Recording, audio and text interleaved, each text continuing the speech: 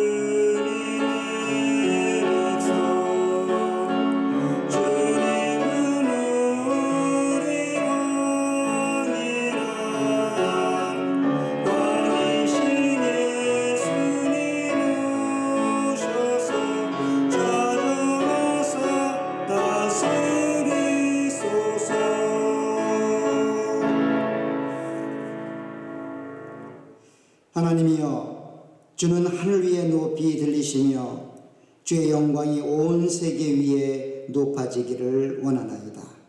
아멘.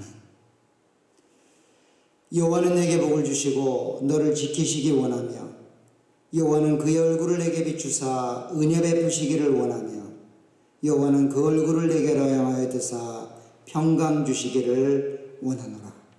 아멘.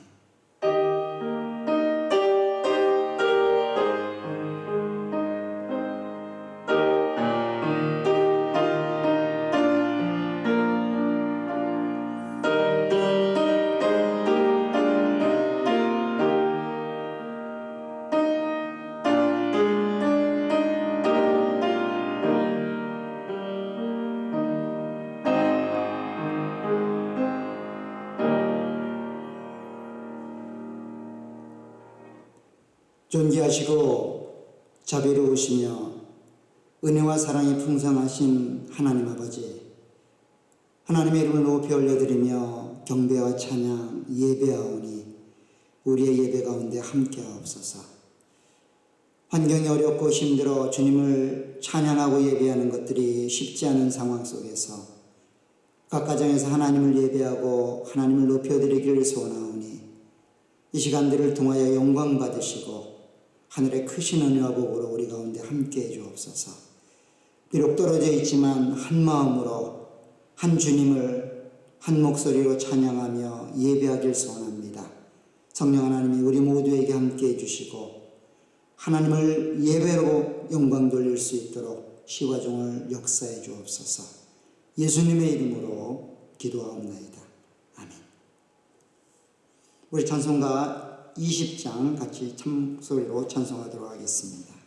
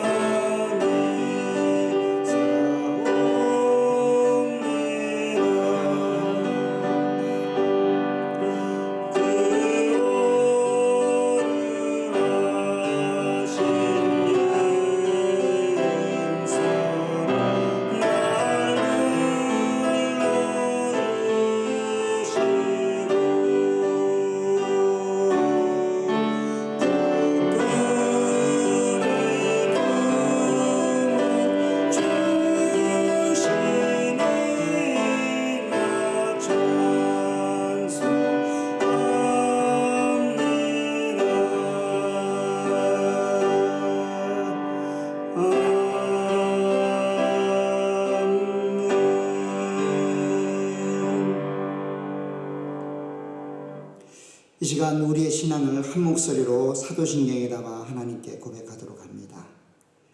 전능하사 천지를 만드신 하나님 아버지를 내가 믿사오며 그 외아들 우리 주 예수 그리스도를 믿사오니 이는 성령으로 잉태하사 동정녀 마리아에게 나시고 본디오 빌라도에게 고난을 받으사 십자가에 못 박혀 죽으시고 장사한 지 사흘 만에 죽은 자 가운데서 다시 살아나시며 하늘에 오르사 전능하신 하나님 우편에 앉아 계시다가 저리로서 산 자와 죽은 자를 심판하러 오시리라. 성령을 믿사오며 거룩한 공의와 성도가 서로 교통하는 것과 죄를 사하여 주시는 것과 몸이 다시 사는 것과 영원히 사는 것을 믿사옵나이다. 아멘. 자리에 앉아주시길 바랍니다.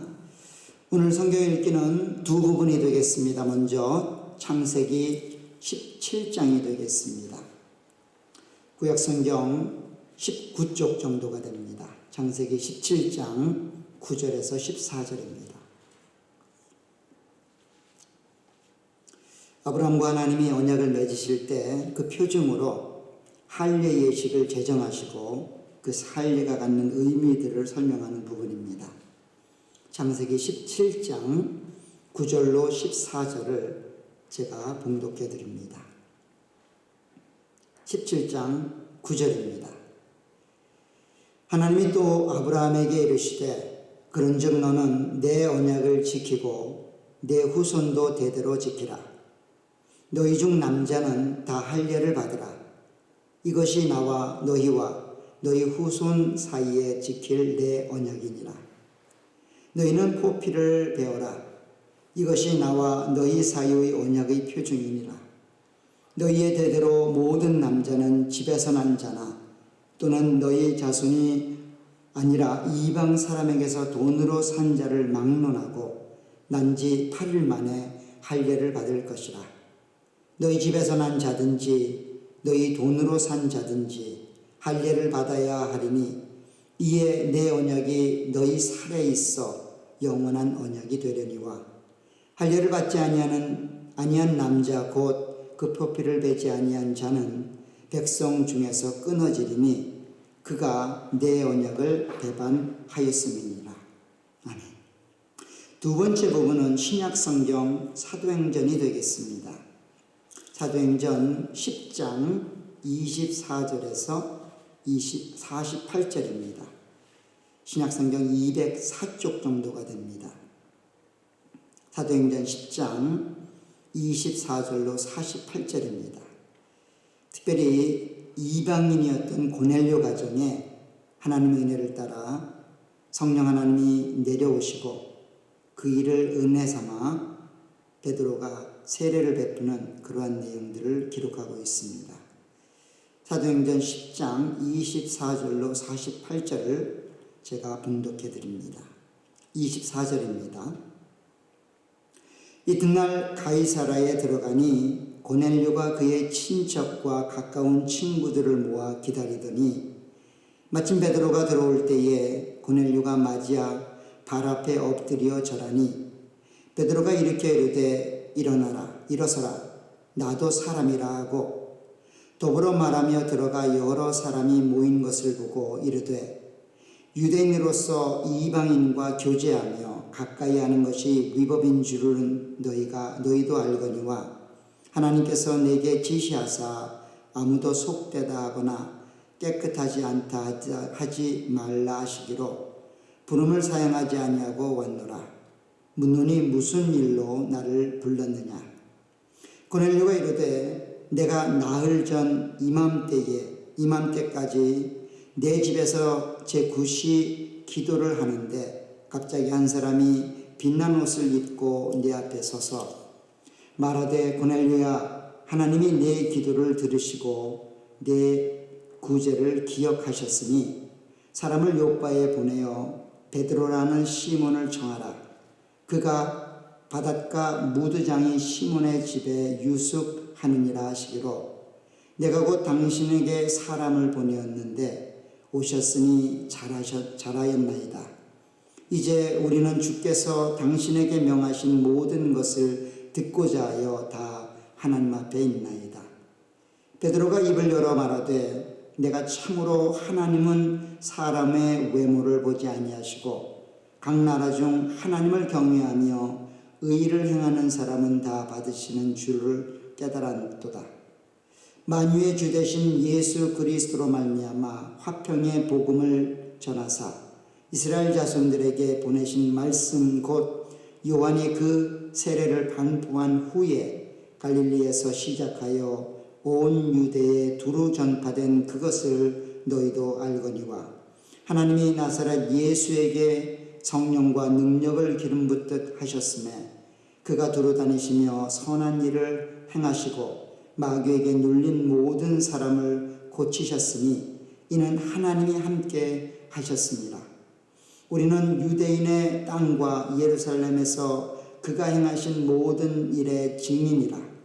그들이 나무에 달아 죽였으나 하나님이 사흘 만에 다시 살리사 나타내시되 모든 백성에게 하신 것이 아니요 오직 미리 택하신 증인 곧 죽은 자 가운데서 부활하신 후 그를 모시고 음식을 먹은 우리에게 하신 것이다. 우리에게 명하사 백성에게 전도하되 하나님이 살아있는 자와 죽은 자의 재판장으로 정하신 자가 곧 이 사람인 것을 증언하게 하셨고 그에 대하여 모든 선지자도 증언하되 그를 믿는 사람들이 다 그의 이름을 힘입어 죄사함을 받는다 하였느니라. 베드로가 이 말을 할 때에 성령이 말씀 듣는 모든 사람에게 내려오시니 베드로와 함께 온 할례받은 신자들이 이방인들에게도 성령 부어주심으로 말미암아 놀라니 이는 방언을 말하며 하나님 높임을 들음이로라. 이에 베드로가 이르되 이 사람들이 우리와 같이 성령을 받았으니 누가 능히 물로 세례 베품을 금하리요 하고 명하여 예수 그리스도의 이름으로 세례를 베풀라 하니라. 그들이 베드로에게 며칠 더 머무기를 청하니라. 아멘. 찬송가 543장 같이 한 목소리로 찬양하도록 합니다. 543장입니다.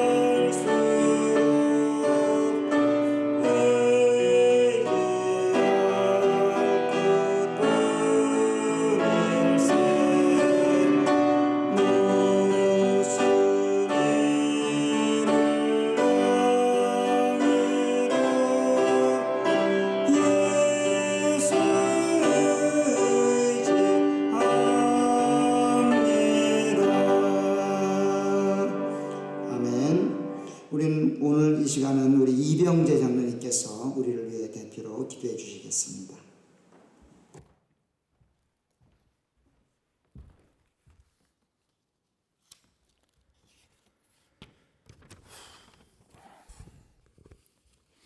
기도드리겠습니다. 생명의 근원이 되시고 세상 만물을 주관하시는 하나님 아버지를 찬양합니다. 지난 한 주간도 주님의 은혜 가운데 살아가게 하시고 이 시간 저희들의 마음과 정성을 다하여 하나님께 예배드릴 수 있도록 인도하여 주심을 감사합니다. 하나님께서는 저희들을 사랑하시어 항상 우리들과 함께 하시겠다는 약속의 말씀을 주셨지만 저희들은 사소한 일에도 평안을 잃고 근심하는 작은 믿음의 소유자임을 고백합니다. 또한 하나님의 말씀에 순종하지 못했고 잠깐 참긴 참아도 오래 참지는 못하며 잠깐 온유해도 늘 온유하지는 못했고 속내지 말아야지 하면서 돌아서면 속내고 살았음을 고백하며 회개하오니 주님, 세상에 치우쳐 더러워진 이 행실의 옷을 벗게 하시고 예수 그리스도의 생명의 보혈로 정결하게 우리들의 마음을 씻으사 거룩하신 하나님의 영광을 위하여 찬양하며 예배하게 하옵소서. 하나님, 중국에서 시작된 우한 폐렴으로 전 세계가 공포와 혼란 속에 처해 있습니다. 악한 바이러스가 죽음의 전염병이 되어 생명의 위협뿐만 아니라 일상생활과 경제적으로 많은 피해를 주고 있습니다. 저희 몸된 교회도 정부의 방침에 따라 주일 예배를 이렇게 유튜브 방송으로 각자의 가정에서 예배를 드리고 있습니다. 하나님, 각 처소에서 예배를 드리는 하늘교회 모든 성도님들과 함께하여 주시어 몸된 교회에 나와 예배를 드릴 때와 동일한 마음으로 예배를 드리게 하시고 많은 은혜를 베풀어 주시기를 간구합니다. 하나님 아버지, 인간의 부족한 지혜로는 이 사태를 수습하기가 어렵습니다. 하나님, 저희들을 긍휼히 여겨 주시옵고 속기 폐렴 바이러스가 종식될 수 있도록 백신과 치료제가 개발되도록 도와주시기를 간절히 기도합니다. 또한 이번 재앙을 통하여 우리를 향하신 하나님의 뜻을 분별케 하시고 이 시험과 환난의 바람이 하나님의 거룩한 백성들에게는 영향이 없도록 존귀하신 주님의 손길로 지켜 보호하여 주시옵소서. 하나님 아버지, 주님의 뜻으로 세워주신 하늘의 공동체를 위하여 또 기도합니다. 주님의 몸된 교회로서 이 세대에 꼭 필요한 성령의 뜨거운 역사가 일어나는 교회, 부르짖는 기도마다 응답받는 복의 통로가 되는 교회가 되게 하시고 많은 영혼을 구원하는 교회로 하나님만 경외하는 우리 모든 성도님들 되기를 기도합니다. 하나님, 육신의 연약함으로 또 마음의 고민을 갖고 또한 여러 말 못할 사정으로 기도하시는 하나님 성도님들이 계십니다. 허원영 권사님, 고열로 인하여 입원 중에 계십니다. 좋은 의료진들을 만나게 하여 주시고 주님의 권능에 손길로 안수하시사 마음과 육신의 모든 질병들을 쫓아내시어 더욱 건강한 모습으로 모든 성도님들과 함께 만날 수 있기를 소망합니다. 또한 이선표 장로님, 하지 정맥류로 다리에 염증이 생겨 서 있기가 힘들었지만 이제 많이 회복할 수 있도록 인도하여 주심을 감사합니다. 또한 양정서 집사님 스스로 회복 중에 계십니다. 유성진 권사님도 눈 스스로 회복 중에 계십니다. 모든 아프신 분들과 마음의 상처가 계신 분들까지 찾아주시어 안수하시고 위로하여 주시어 주님이 크신 사랑과 은혜를 체험하게 도와주시옵소서. 하나님, 세계 각처에서 수고하고 계시는 선교사님들을 위하여 또 기도합니다. 어려운 이 시기에 복음이 외쳐지는 현장마다 흑암의 세력이 물러가고 주님의 영광이 충만케 하시어 많은 영혼들을 구원하게 하시고 세계 열방에서 복음 전하시는 선교사님들과 그 가족들 영육간 강건케 지켜주시옵소서. 또한 기도와 물질로 함께하는 우리 모든 성도님들에게 하늘의 상급과 주님의 크신 은총을 베풀어 주시기를 간구합니다. 하나님, 우리들의 조국 대한민국을 위하여 또 기도합니다. 우한 폐렴으로 정치, 경제, 또한 종교계까지 모든 면에서 어려운 이 시기에 하나님을 믿는 모든 백성들 더욱 기도하게 하시고 모든 유정자들 공의로 심판하시는 하나님을 바라하라 바른 정치를 펼쳐나가게 하옵소서. 또한 폐렴 바이러스와 싸우고 있는 모든 의료인들에게 힘을 주시고 국민들의 격려와 성원이 계속 이어지게 도와주시옵소서. 하나님, 비록 이 자리에 성도님들이 예배자로 나와 있지는 못하지만 하나님 앞에 마음과 정성으로 예배드림으로 주님을 만나는 시간이 되도록 인도하여 주시옵고, 이번 사태로 어려움 없도록 주님이 크신 은혜를 베풀어 주시기를 간구합니다. 또한 이 가정 예배를 위하여 수고하시는 모든 분들을 기억해 주시사 영육간에 강건케 지켜주시옵고, 하나님이 기뻐하시는 귀한 일꾼들로 삼아 주시옵소서. 하나님, 이제 담임 목사님을 통하여 전달되는 말씀을 듣습니다. 피곤치 않게 항상 건강을 지켜주시옵고 신령한 하늘의 지혜를 주시어 전달되는 말씀마다 듣는 성도들의 마음 안에 격려와 회개의 영이 일어나 우리들의 삶 속에 헛된 것들은 다 버리고 하나님만 경외하며 하늘에 계신 아버지의 뜻대로 행하는 하늘의 교회 모든 성도님 되기를 소망하며 이 모든 말씀을 우리들의 구주 되시는 예수 그리스도의 이름으로 기도드리옵나이다. 아멘.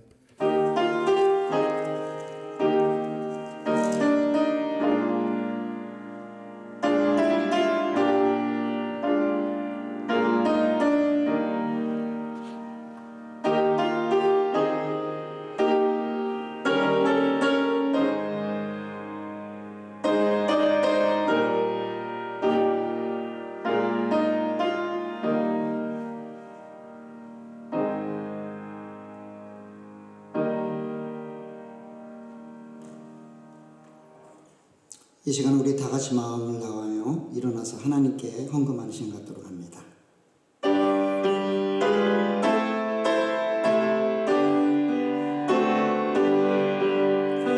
나의 생명 드리니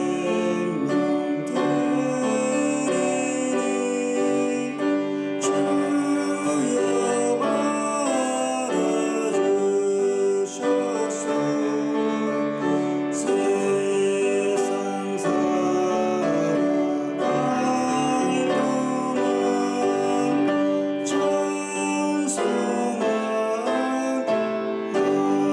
찬송하소서.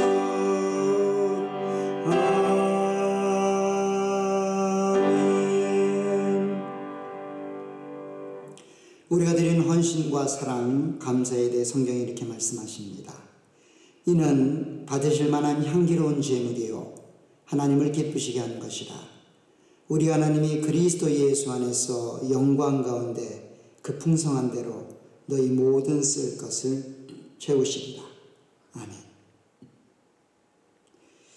함께 보실 하나님 말씀은 출애굽기 12장이 되겠습니다.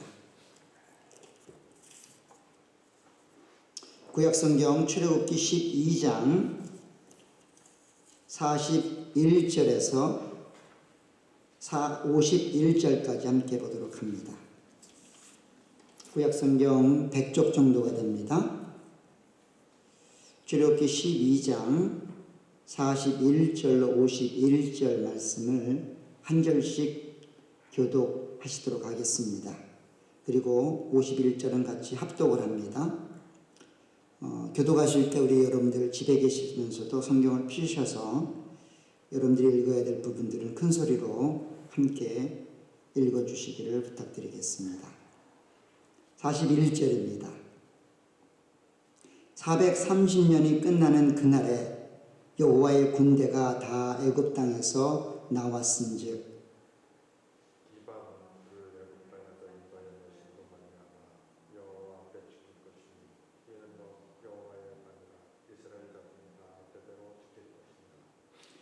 여호와께서 모세와 아론에게 이르시되 유월절 규례는 이러하니라.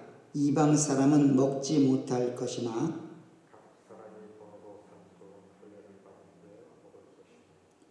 고류인과 타국 품꾼은 먹지 못하리라.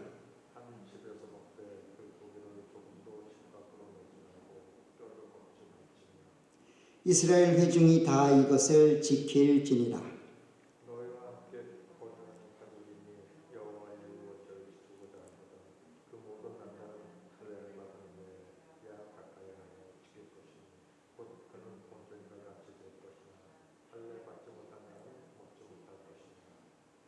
본토인에게나 너희 중에 거류하는 이방인에게 이 법이 동일하니라 하셨으므로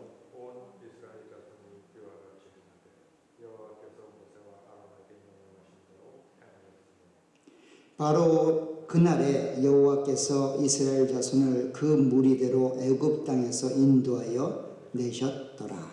아멘. 이 시간은 교회 소식을 전하는 시간입니다.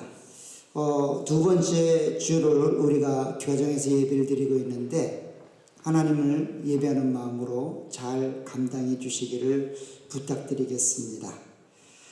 두 번째 광고입니다. 2번 광고. 저희 교회는 올 한 해를 여호와를 경외하라 라는 주제로 달려가고 있습니다.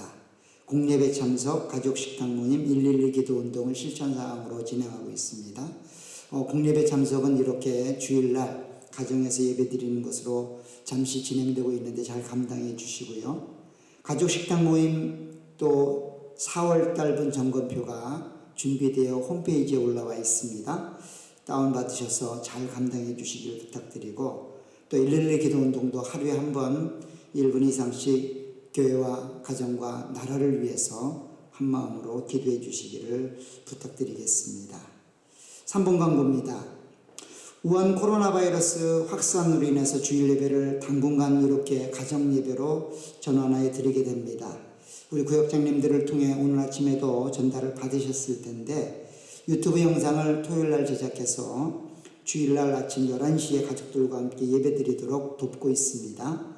잘 감당해 주시고 특별히 코로나 바이러스 확산이 멈춰지고 빠른 시간 안에 모든 일들이 정상화될 수 있도록 기도해 주시기를 부탁드리겠습니다. 4번 광고입니다. 예배 드릴 때 헌금하시는 시간 우리가 또 지난주에 말씀을 드렸는데 세 가지 방법으로 진행을 합니다.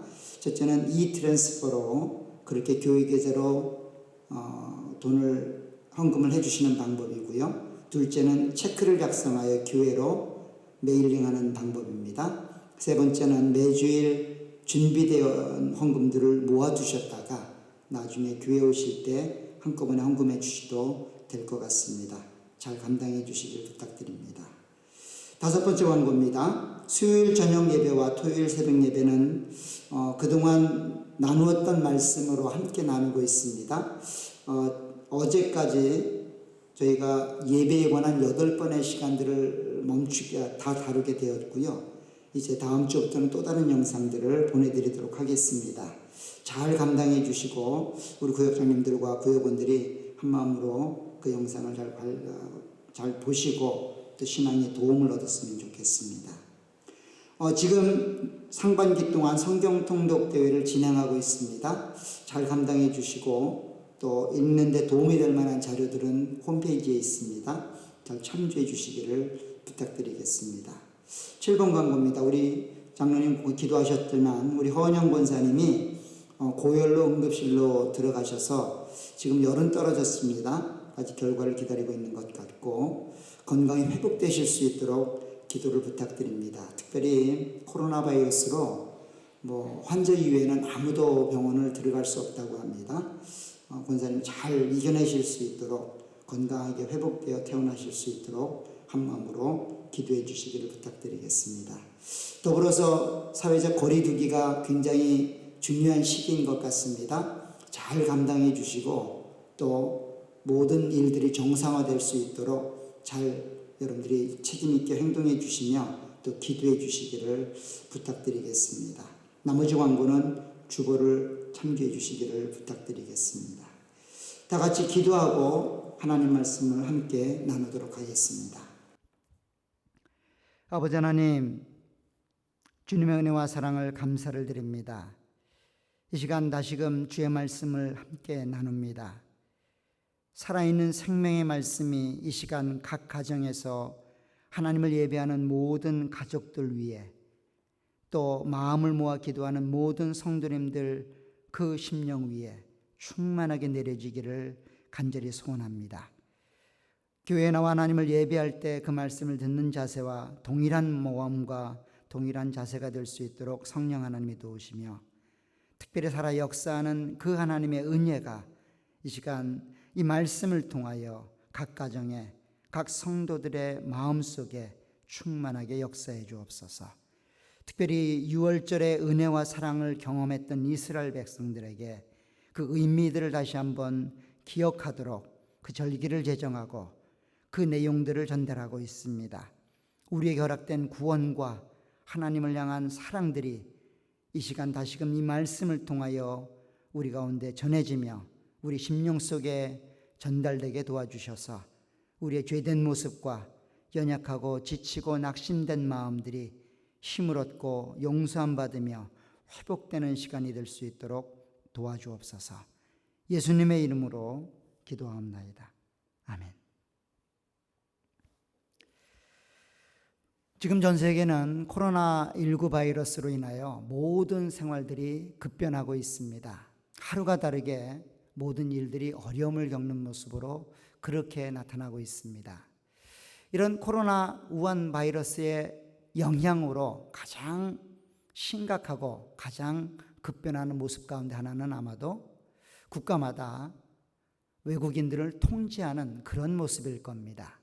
자국인은 받아들이고 자국인은 들어올 수 있지만 외국인들에게는 그 통제가 제한되어지고 입국이 제한되어져서 더 이상 자유롭게 원활하게 그렇게 다른 나라를 갈 수 있는 시간이 아닌 듯 싶습니다.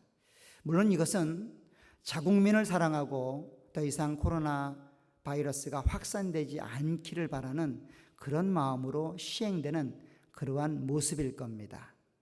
예전에는 자유롭게 다른 나라를 왕래하고 다른 국가를 방문했기 때문에 내가 어느 나라에 속해 있든 별 문제가 되지 않는 듯이 그렇게 보였지만 이제는 내가 어느 나라에 속해 있고 어느 나라 국민인가를 뼈저리게 절실히 느낄 수 있는 그런 시간인 것 같습니다.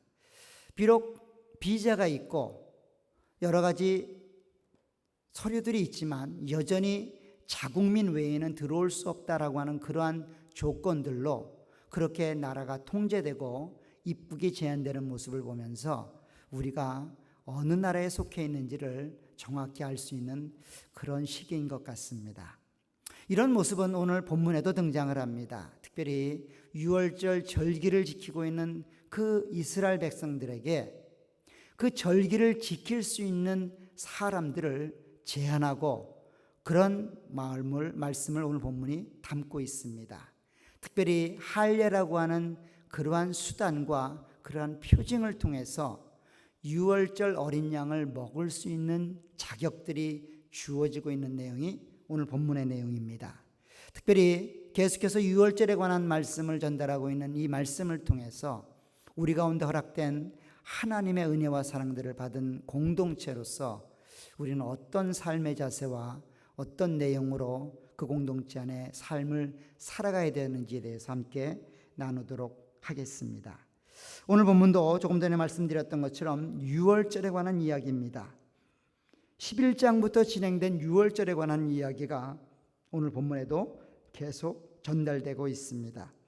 그런데 오늘 43절에 보니 이런 하나님의 말씀이 다시금 모세에게 전달되는 듯이 설명이 되고 있습니다. 43절 상반절을 보면 오늘 본문을 이렇게 시작을 합니다. 여호와께서 모세와 아론에게 이르시되 유월절 규례는 이러하니라 라고 본문이 말하고 있다는 겁니다. 우리가 잘 알듯이 지난 시간에 살펴보았듯이 유월절의 역사가 모세와 아론을 통하여 하나님이 말씀하시는 내용들이 이제는 그 모세와 아론이 이스라엘 백성들의 대표였던 장로들에게 그렇게 전달되는 모습을 우리가 들었고 그 장로들은 그 말씀을 듣고 그 말을 이스라엘 백성들에게 그대로 전달하여 이스라엘 백성들이 그렇게 유월절의 은혜를 체험하고 그렇게 람셋에서 출발하여 숫곳에 머무르는 그런 은혜를 경험했다라고 지난 시간에 은혜를 나누었습니다. 그런데 오늘 다시금 그 하나님이 모세와 아론에게 말하는 듯이 보이고 본문이 우리 가운데 제시하고 있는 듯이 보입니다. 사실 이것은 그냥 일반적으로 볼 때에는 이스라엘 백성들이 람셋에서 출발하여 숫곳에 머물러 있을 때 하나님이 다시 한번 모세와 아론에게 유월절 규례에 관한 말을 행한 것처럼 들리실 겁니다. 그렇게 보여질 겁니다. 그런데 사실 이것은 숫곳에서 전달된 그 말씀이 아니라 이미 이전에 애굽 땅에 있을 때 모세와 아론에게 말씀하시던 그 하나님이 이 내용까지 말씀하고 있었다는 사실입니다. 그리고 그 말씀을 오늘 다시금 모세와 아론이 말하는 것처럼 그렇게 다시 본문이 기록하고 있다는 겁니다. 이런 내용은 오늘 본문의 마지막 부분에 가면 그들의 삶을 이렇게 설명하고 있기 때문에 가능한 이해라고 생각되어집니다. 50절, 51절을 보게 되면 모세와 아론을 통하여 들려진 그 말을 이스라엘 백성들이 이렇게 준행했다라고 설명합니다. 50절에 보시면 온 이스라엘 자손이 이와 같이 행하되 여호와께서 모세와 아론에게 명령하신 대로 행하였으며 바로 그날에 즉 모세와 아론을 통하여 들은 명령을 행했던 그날에 여호와께서 이스라엘 자손을 그 무리대로 애굽 땅에서 인도하여 내셨더라. 결국 애굽 땅에 있던 이스라엘 백성들에게 하나님의 말씀을 모세와 아론을 통하여 전달했고 그 전달받은 말대로 그렇게 순종했던 이스라엘 백성들을 그 순종한 그날에 하나님이 그들을 애굽 땅에서 인도하여 내어 오늘 숫곳에 도달하게 했다라고 하는 그 말이라는 것입니다. 결국 이 말은 숫곳에서 전달된 말이 아니라 하나님께서 모세와 아론에게 유월절 그 규례를 말하면서 계속해서 전달됐고 그 말을 오늘 다시금 설명하고 있다는 겁니다. 사실 이러한 이야기는 41절, 42절에도 동일하게 등장을 합니다. 이미 이스라엘 백성들은 출애굽을 하여 숫곳에 머무르고 있는데 그곳에서 그간에 있었던 일들을 정리하고 종합하며 이렇게 적고 있습니다. 41절에 보시면 430년이 끝나는 그날에 여호와의 군대가 다 애굽 땅에서 나왔은즉 이 밤은 즉 그들이 애굽 땅을 떠나 나온 그 밤은 그들을 애굽 땅에서 인도하여 내심으로 말미암아 여호와 앞에 지킬 것이니 이는 여호와의 밤이라 이스라엘 자손이 다 대대로 지킬 것이니라. 결국 41절 42절에서도 이미 이스라엘 백성들에게 일어난 일들을 그렇게 결론적으로 종합하고 다시 한번 정리하는 의미로 그렇게 기록하고 있고 오늘 50절 51절에서도 그렇게 정리하는 모습으로 기록하고 있다는 것은 결국 40절과 41절과 42절 50절과 51절이 하나의 쌍이 되어져서 무엇인가를 회고하는 틀로 사용하고 있다는 겁니다. 결국 라암셋에서 출발한 이스라엘 백성들은 숫곳에 머무르게 되었고 그 숫곳까지 이르게 했던 하나님의 역사를 다시 한번 회고하면서 정말 강조하고 싶은 이야기를 오늘 본문에 담고 있다는 거예요. 하나님이 430년간 그렇게 너희를 하나님의 군대로 만들기 위해서 일해왔고 이제 그 일이 완성되어서 그렇게 애굽을 출애굽시켰으니 이제 그 은혜를 기억하여 그날을 역사하신 하나님을 기억하여 어떻게 살아야 되는지를 기억하고 감사하며 그렇게 하나님의 삶들을 감당할 것을 강조하고 있다는 겁니다. 결국 43절에서 49절에 등장했던 이 내용들은 어쩌면 오늘 유월절 절기 가운데 하나님이 모세와 아론을 통하여 강조하고 싶은 그 한 가지 내용이 포함되고 있다라고 볼 수 있을 겁니다. 지난 시간에 말씀드렸던 것처럼 유월절에 관한 이야기를 반복하여 성경은 기록합니다. 특별히 13장까지 계속 진행이 되고 있는데 단순한 반복이 아니라 새로운 내용이 첨가가 되어지고 강조할 수 있는 내용들이 그 안에 포함되고 있다는 겁니다. 오늘 본문도 새로운 내용과 강조점이 바뀌고 있는 내용을 보게 됩니다. 그 내용은 무엇인가 하면 이전에 포함되지 않았던 할례라는 의식이 강조가 되고 있고 특별히 유월절 어린 양을 먹는 유월절 절기를 지키는 그 절기 가운데 유월절 어린 양 고기를 먹는 자들에 대한 자격과 그 내용들을 전달하고 있다는 겁니다. 오늘 본문을 보면 이렇게 말합니다. 43절에 보면 이렇게 되어 있습니다. 하반절부터 보겠습니다. 이방 사람은 먹지 못할 것이나 각 사람이 돈으로 산 종은 할례를 받은 후에 먹을 것이며 거류인과 타국 품꾼은 먹지 못하리라 라고 이야기하고 있다는 겁니다. 결국 유월절 어린 양 고기를 먹지 말아야 되는 제한된 사람들이 그 안에 분명히 존재한다는 겁니다.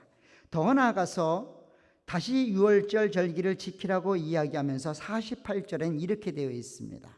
48절을 보시게 되면 너희와 함께 거류하는 타국인이 여호와의 유월절을 지키고자 하거든 그 모든 남자는 할례를 받은 후에야 가까이하여 지킬지니 곧 그는 본토인과 같이 될 것이나 할례 받지 못한 자는 먹지 못할 것이니라.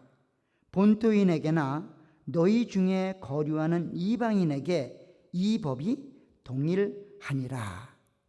결국 하나님의 백성이 유월절 절기를 지키길 원하고 특별히 어린 양의 고기를 먹기를 원하면 특별히 이 한 가지 예식이 강조가 되고 지켜야 될 그런 조건으로 제시되고 있다는 겁니다. 그것이 뭔가 하면 할례를 받았는지 안 받았는지를 확인해야 된다는 거예요.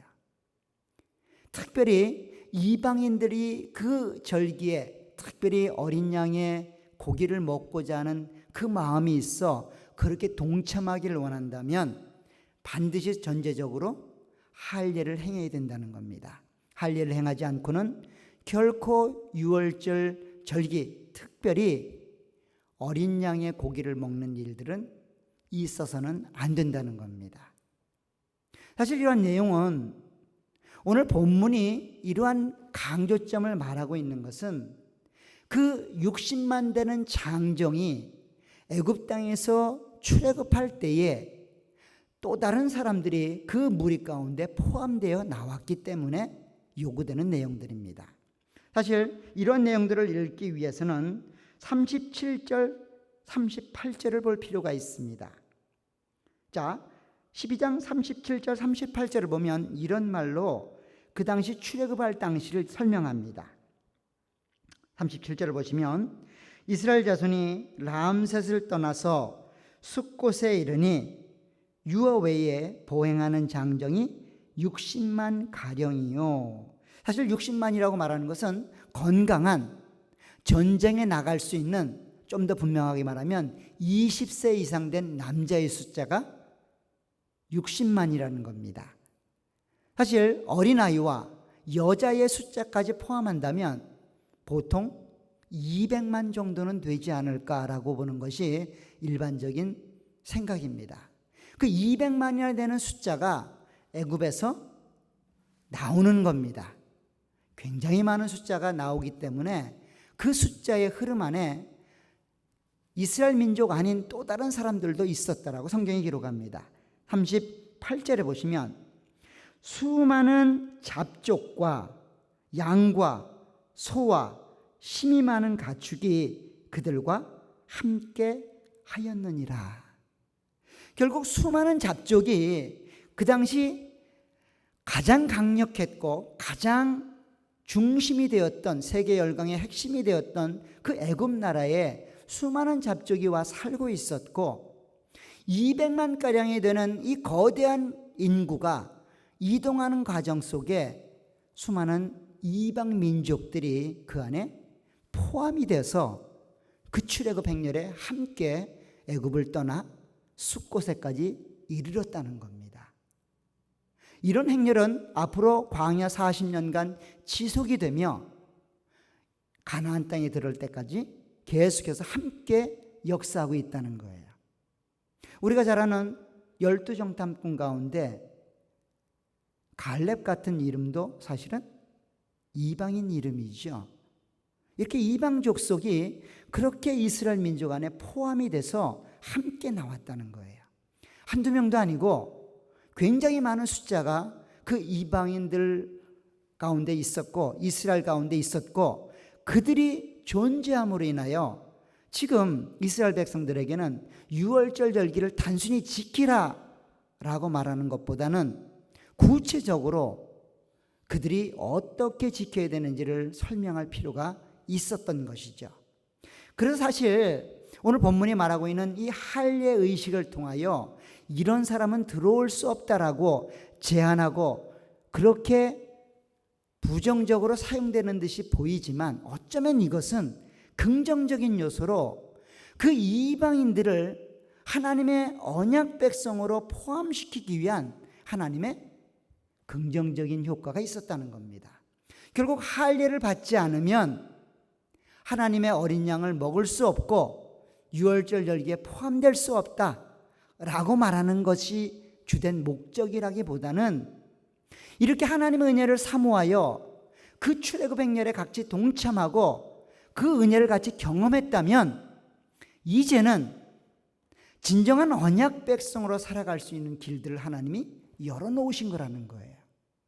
그래서 이 할례는 제한적이고 부정적인 의미보다는 긍정적이고 좀 더 우리에게 포지티브한 길들을 열어놓는 그런 하나님의 은혜의 수단이 되었다는 겁니다. 할례만 받으면 언약 백성 안에 포함될 수 있다는 거예요. 사실 그동안은 혈통이 이스라엘 백성의 자손이라고 하는 그 조건이 이스라엘 백성들에게는 굉장히 중요한 잣대가 되고 기준이 되었습니다. 그런데 이제는 그 언약 백성으로 하나님의 군대로 430년간 준비된 하나님의 역사가 마무리되는 그 시점에서 하나님의 언약 공동체를 유지하고 그 언약 공동체 안에 포함되기를 원하는 길들을 혈통으로만 제한한 것이 아니라 이방 가운데도 열어놓고 계시다는 거예요. 그것이 할례의식이라는 겁니다. 그것이 할례를 통하여 이방들에게 열려지고 있다는 겁니다. 다시 한번 본문을 보게 되면 굉장히 놀랍게 읽혀집니다. 43절에 보면 이렇게 되어 있습니다. 하반절부터 볼게요. 이방 사람은 먹지 못할 것이냐, 이렇게 읽지 말고 이방 사람도 먹을 수 있다. 각 사람이 돈으로 산 종은 할례를 받은 후에 먹을 수 있다 라는 말입니다. 거류인과 타국 품꾼도 먹을 수 있다, 할례만 받는다면. 48절도 계속해서 그렇게 읽을 수 있습니다. 너희와 함께 거류하는 타국인이 여호와의 유월절을 지키고자 하거든 그 모든 남자는 할례를 받은 후에야 가까이하여 지킬지니 곧 그는 본토인과 같이 될 것이다 라고 말하고 있다는 겁니다. 결국 혈통적으로 유대인들만 이 구원의 능력과 은혜를 경험하고 감사하여 지키는 것이 아니라 이방인들에게도 그 구원의 능력이 전달될 수 있고 그 이방인들에게도 하나님의 나라에 편입될 수 있는 자격을 허락해 주고 있다는 겁니다. 굉장히 복음적인 내용이 오늘 본문에 포함되고 있습니다. 그런데 이 할례가 왜 그렇게 중요한 수단이 될까요? 도대체 할례가 무엇이기에 그렇게 하나님의 언약 백성으로 포함될 수 있는 중요한 내용으로 제시되고 있을까요? 사실 이러한 내용을 알려면 할례를 처음 제시받았던 아브라함과 하나님이 언약 맺는 장면을 살펴볼 필요가 있습니다. 창세기 17장으로 가게 되면 아브라함이 이제 이름을 계명하고 그 하나님과 언약을 맺는 그러한 의식 가운데 할례가 등장하는데 한번 9절부터 보시기 바랍니다. 창세기 17장 9절입니다. 자, 여기 보면 하나님이 아브라함에게 이렇게 말씀하십니다. 하나님이 또 아브라함에게 이르시되 그런즉 너는 내 언약을 지키고 내 후손도 대대로 지키라 라고 말합니다. 언약을 대대로 너와 내 자손들이 지켜야 된다라고 이야기를 합니다. 그런데 그 언약을 지키는 방법이 10절에 이렇게 되어 있습니다. 너희 중 남자는 다 할례를 받으라. 이것이 나와 너희와 너희 후손 사이에 지킬 내 언약이니라. 자, 아브라함에게 하나님이 말씀하십니다. 너 내 언약 지켜야 돼. 그리고 내 후손들도 내 언약을 지켜야 돼 라고 요구했고, 그 언약을 지키는 방법을 너도 할례를 받고 내 후손들도 할례를 받아야만 된다라고 이야기하고 있다는 겁니다. 즉 언약을 지키는 것이 할례를 받는 것과 동등하게 취급되고 있다는 겁니다. 결국 언약이 할례라는 겁니다. 할례를 받으면 언약을 지키고 있다는 겁니다. 다른 말로 하면 언약을 받고 언약 백성이 되었음을 확증하는 그 표식이 할례를 받는 거라는 거예요. 할례를 받았다면 그는 그 즉시 언약 백성 안에 포함이 되고 언약 백성이 되었음을 공적으로 승인받게 된다는 겁니다. 그렇기 때문에 계속해서 그는 이렇게 말을 합니다. 자, 12절 보면 이렇게 되어 있습니다. 13절부터 볼게요. 13절에 보면 너희 집에서 난 자든지 너희 돈으로 산 자든지 할례를 받아야 하리니 이에 내 언약이 너희 살에 있어 영원한 언약이 되려니와 할례를 받지 아니한 남자 곧 그 표피를 베지 아니한 자는 백성 중에서 끊어지리니 그가 내 언약을 배반하였음이니라. 결국 언약을 지키고 언약 공동체의 회원으로 살아가는 것은 그들로 하여금 할례를 받고 그 받은 할례를 끝까지 유지해 나가 대대로 지키는 것, 그것이 언약을 지키는 행위였다라고 이야기를 합니다. 언약 백성에서 태어나 그 언약 백성에 살고 있지만 할례를 받지 않으면 그 사람은 언약을 배반한 것이 되고 그 언약 배반은 결국 하나님의 공동체로부터 제외되는 그런 결과를 맞이하게 될 것이다라고 이야기를 합니다. 그래서 14절에서 뭐라고 말합니까? 할례를 받지 않은 자는 그 백성 중에서 끊어질 것이다라고 이야기를 합니다.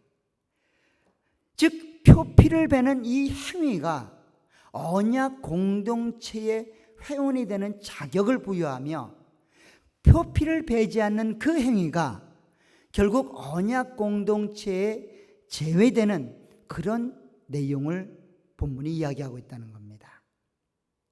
사실 남자의 성기에 표피를 베내는 그런 행위가 언약 공동체에 들어오는 자격을 주고 그 표피를 베지 않는 그 행위가 언약 공동체로부터 제외되는 그런 결과를 초래한다고 하는 것은 단순한 표피를 뱉느냐 안 뱉느냐라는 의미보다 더 큰 의미가 그 안에 포함되고 있다는 것들을 우리는 아마도 생각을 할 수 있을 겁니다. 이 말은 무슨 의미냐면 단순히 표피를 뱉다 안 뱉다라기보다는 표피를 베는 행위가 이미 우리 안에 있는 어떤 언약 공동체로부터 우리를 제외시킬 수밖에 없는 그런 행위, 그런 내용을 제거하는 행위와 연관이 있다는 거예요. 언약 공동체로부터 제외될 수 있는 그런 조건을 표피를 베내는 행위로 상징적으로 설명하고 있다는 겁니다. 결국 죄겠죠. 죄를 제거하는 행위를 감당했고 그 감당한 그 사람은 성기의 표피를 베는 행위를 통하여 하나님 안에서 새롭게 되어진 언약 백성이 되었음을 그렇게 상징적으로 표현함으로 언약 백성의 내용을 분명하게 규정하고 있는 것이 할례라는 거예요. 이 할례는 그러한 의미가 있습니다. 그래서 이스라엘 백성들에게는 반드시 행해야 될 행위였고 그 행위를 거부하는 것은 곧 이스라엘 공동체를 거부하는 것이며 언약 백성을 거부하는 행위로 언약 백성에서 제외되는 일들을 경험하게 되는 거죠.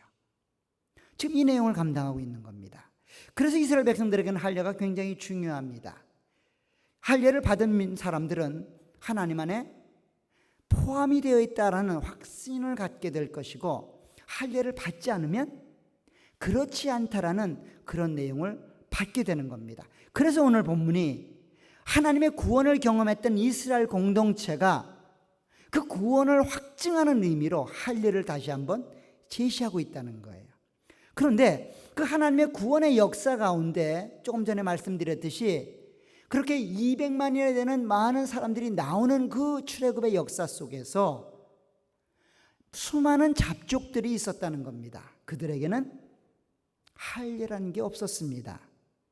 그렇기 때문에 이 구원이 그들에게 실제로 적용이 되고 구원이 그들에게 실제로 살아있는 내용이 되려면 이스라엘 백성들처럼, 언약 백성들처럼 그렇게 하나님의 언약 공동체에 포함되어 있다고 하는 것들을 의식적으로 감당할 필요가 있었다는 거죠. 그래서 할례를 받은 이스라엘 백성들뿐만 아니라 할례를 받지 않은 이방인들도 그렇게 언약 공동체 안에서 하나님의 구원을 기념하고 감사하며 그렇게 절기를 지키고자 할 때에는 반드시 할례 예식을 행해야 된다는 겁니다. 행하지 않으면 결코 그 자리에 들어올 수 없다는 거예요.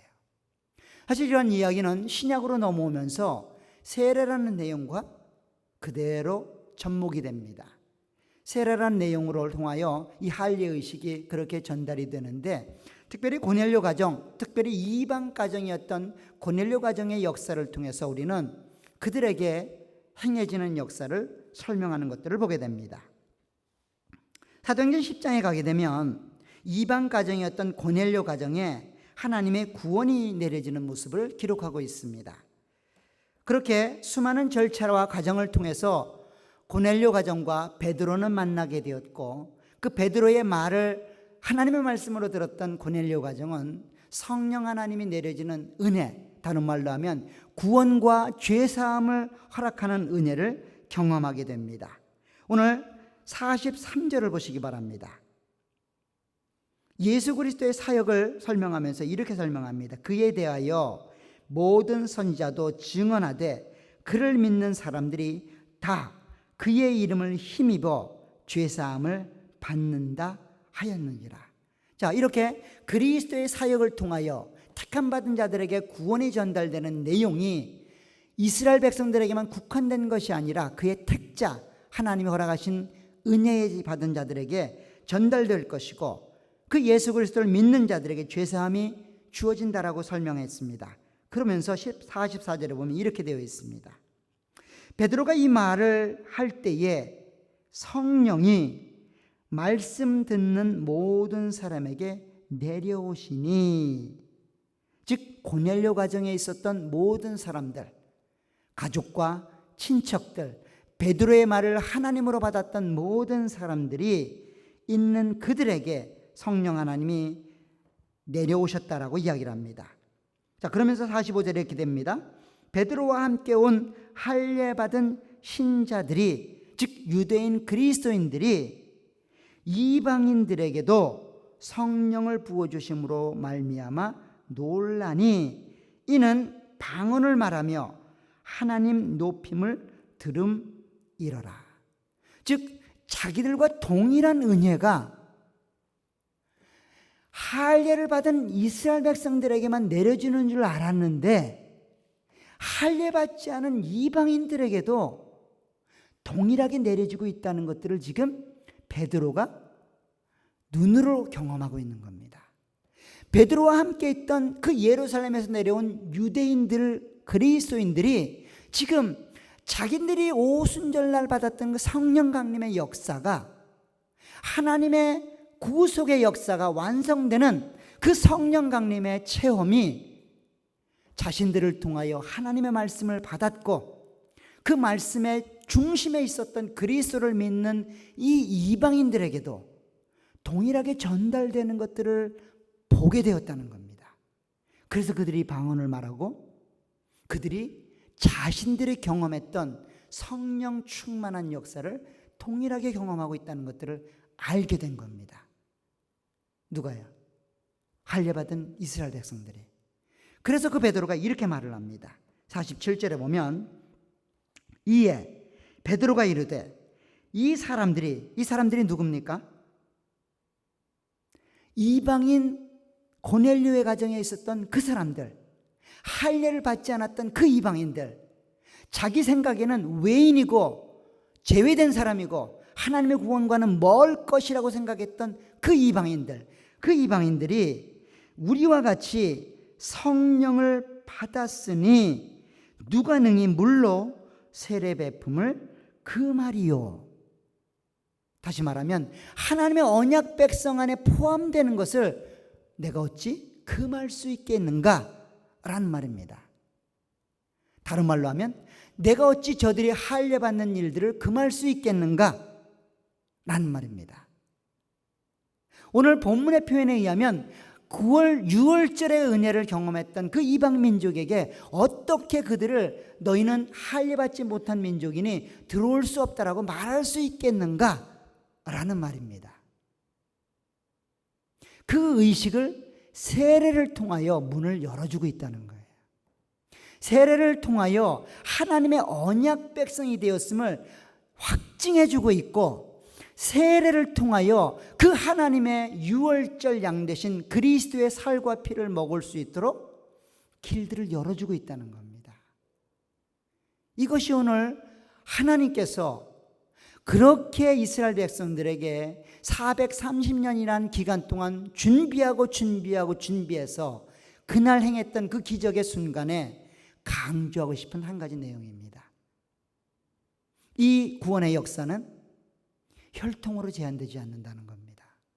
이 구원의 역사는 하나님이 주고자 하는 자들에게, 그가 유대인이 되었든 이방인이 되었든 하나님의 구원을 주기로 결정된 자들에게 하나님이 임의로 허락해 주는 은혜의 자리라는 겁니다.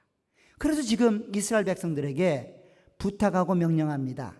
절대로 너희들의 것으로 오용하지 말라는 겁니다.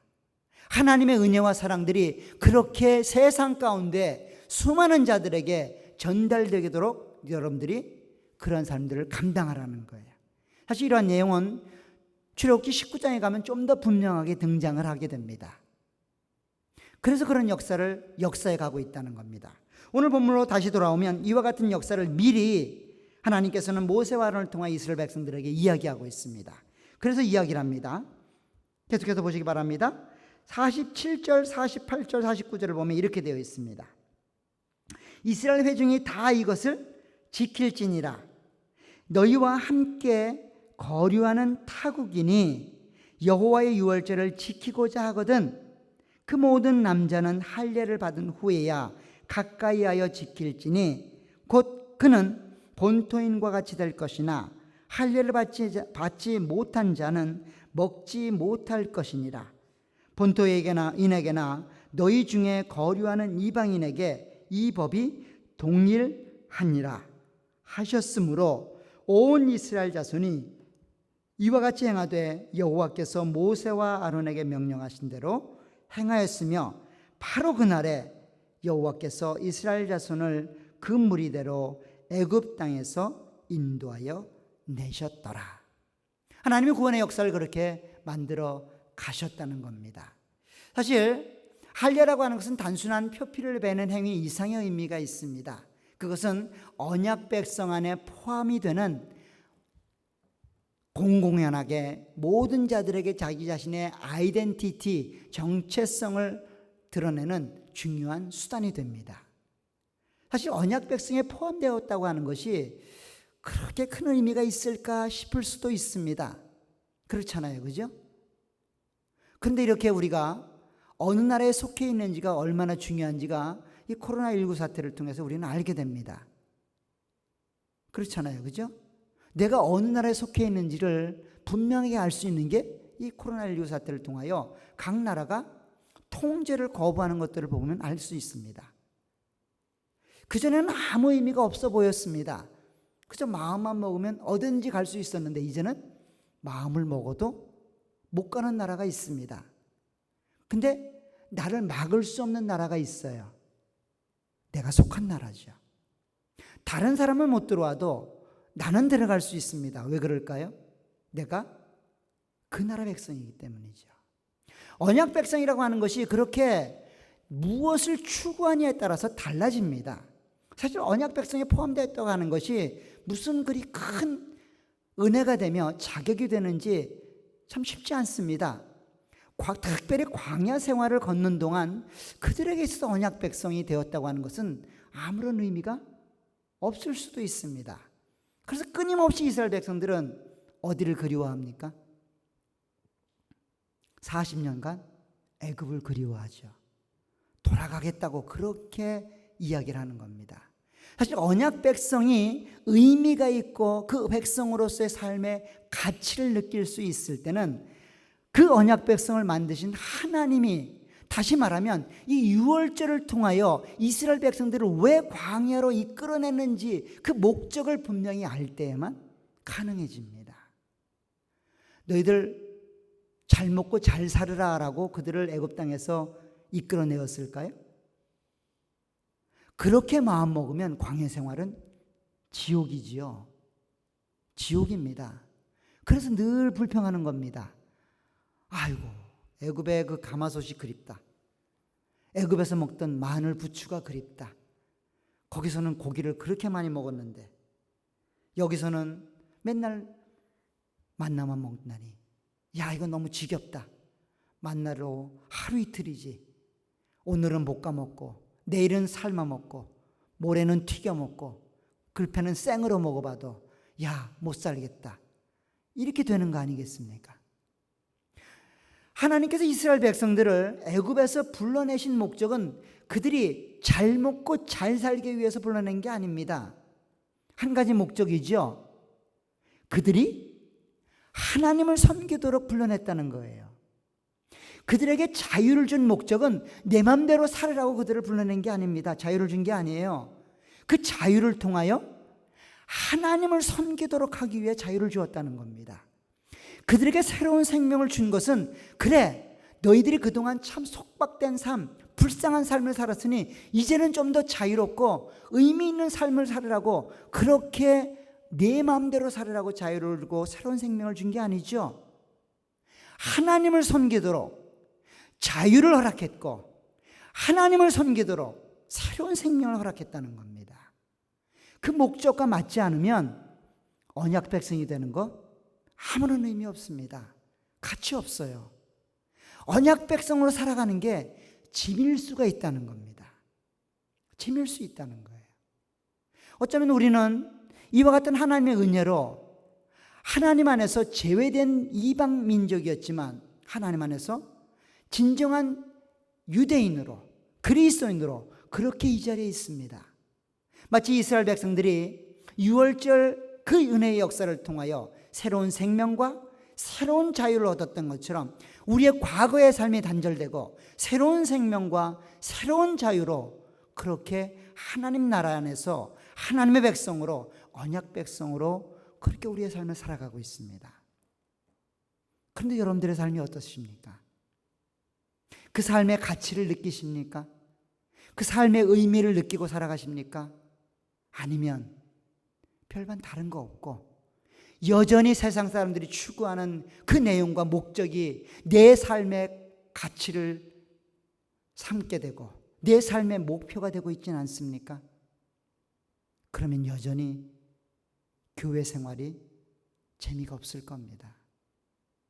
여전히 내 마음에 만족이 없으실 겁니다. 여전히 내 마음 안에 갈증이 남아 있으실 겁니다. 그런 사람은 아직도 할례받지 못한 사람들입니다. 그런 사람은 아직도 세례받지 못한 사람이죠. 그런 사람은 아직도 하나님의 언약 백성의 의미를 깨닫지 못한 사람일 겁니다. 정말로 그리스도를 나의 생명의 구주, 나를 위해 죽으신 그 어린 양, 유월절 어린 양, 나를 위하여 십자가에서 그 몸을 찢기시고 그 피를 쏟으신 분이라고 그렇게 믿어진다면 이제 그분을 위하여, 그분이 베푸신 은혜를 마음속에 기억하여 그분을 위하여 삶을 살아가야 될 겁니다. 그것이 오늘 고넬료 가정이 보여주는 은혜의 모습입니다. 그것을 오늘 이스라엘 백성들에게 지켜나가라고 그렇게 말해주고 있습니다. 사랑하는 여러분, 우리의 삶은 이스라엘 백성들이 유월절 그 기적과 축복의 경험보다도 더 큰 기적과 더 놀라운 경험을 한 사람들입니다. 바로 그리스도의 십자가의 죽음을 우리의 은혜의 내용으로 받은 자들입니다. 그분이 죽으심으로 이제는 우리는 되돌아갈 수 없는 그 강을 건너온 자들입니다. 누가 뭐래도 우리는 하나님 안에서 하나님의 백성으로 자라가야 될 것입니다. 하나님의 나라의 백성으로 그렇게 우리를 부르고 계십니다. 그 과정이 이 교회 안에서 그렇게 훈련되어지고 그렇게 연습될 것입니다. 그러면 그 약속한 때에, 그 하나님이 허락하신 그 은혜의 때에 하나님의 나라에 들어가시게 될 겁니다. 오늘 본문이 그러한 내용들을 이야기하고 있습니다. 언약 백성으로서의 삶을 잘 기억하여 그 가치 있는 언약 백성들을 잘 유지하고 그 언약 백성들을 잘 하나님 안에서 세워나가는 그런 공동체로서 이 유월절 얘기를 지킬 것을 오늘 모세를 통하여 말씀하고 있습니다. 사실 우리 교회가, 하나님의 교회가 그런 모습을 감당하셔야만 합니다. 하나님의 은혜를 경험하고 하나님의 사랑을 끝까지 마음속에 생각하지 않는다면 여전히 우리는 그 은혜의 공동체 안에 있으면서 여전히 할례받지 못하는 자들처럼 그런 삶을 살아갈 수 있을지 모르겠습니다. 유월절 절기에는 많은 자들이 동참할 수 있습니다. 그러나 그 어린 양의 고기는 오로지 할례받은 자들에게만 허락됩니다. 하나님의 언약 공동체 안에 우리는 들어와 살 수 있습니다. 그러나 그 그리스도의 살과 피를 먹지 않는 이상 우리에게는 생명이 없습니다. 생명이 없다는 것은 우리의 구원이 주어지지 않는다는 겁니다. 그 하나님의 은혜와 사랑들을 다시 한번 점검하고 마음으로 할례를 받고 세례받은 하나님의 사람으로 그렇게 공동체를 유지해 나가고 세워나가며 더욱 하나님을 위해서 우리에게 주어진 생명과 이 자유가 하나님을 섬기고 하나님을 따라가고 하나님의 영광을 위해 살아가는 그런 삶이 되시기를 간절히 축원합니다. 우리 모두가 그런 모습으로 하나님의 영광을 드러내는 아름다운 언약 공동체가 되시기를 간절히 부탁드립니다. 기도하도록 하겠습니다. 좋으신 아버지 하나님, 하나님 은혜와 사랑을 감사합니다. 우리의 구원을 위하여 하나님이 그렇게 애써 오시고 노력해 오시며 일해 오신 것들을 보게 됩니다. 이스라엘 백성들을 위하여 430년간 역사하셨던 것처럼 우리를 위하여 독생자 예수 그리스도를 십자가에 다신 하나님의 사랑과 은혜를 다시 한번 묵상합니다. 다시 한번 마음속에 새기며 감사를 드립니다. 그 하나님의 은혜와 사랑으로 언약 백성이 되었음을 우리로 깨닫게 하시고 그 가치와 은혜에 감사하며 믿음으로 살아갈 수 있도록 도와주옵소서.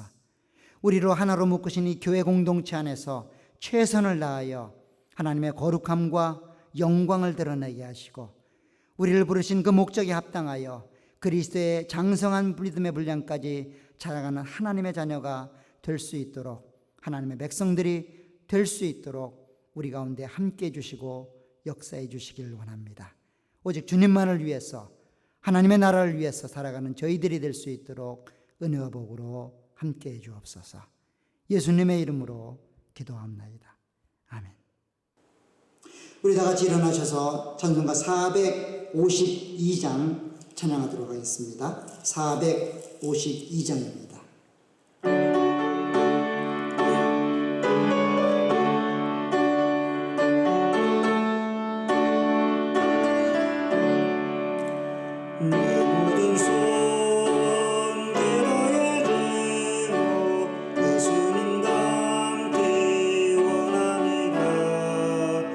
예수님 영상 나의 기회에